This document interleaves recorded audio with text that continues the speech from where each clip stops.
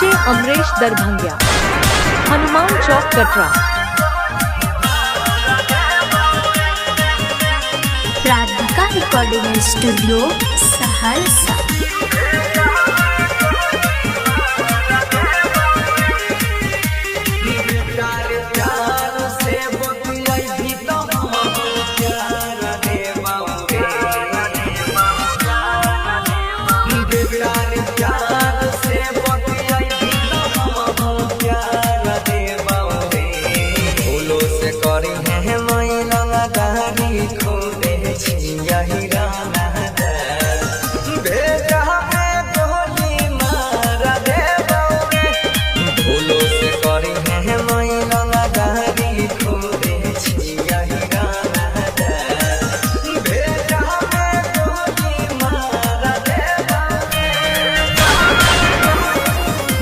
आकांक्षा DJ sound Katra, Hanuman Chowk Darbhanga.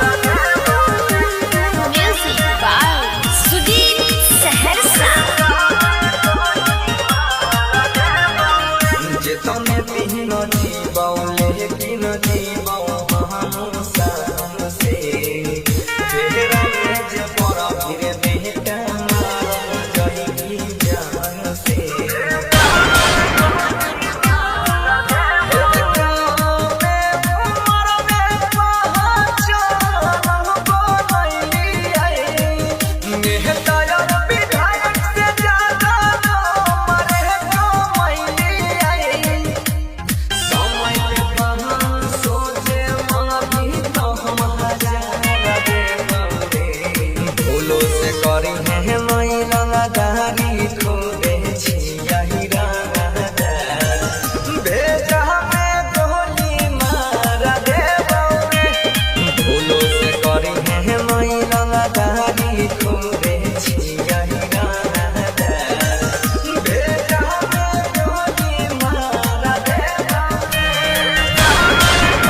Amresh दरभंगिया, हनुमान चौक कटरा।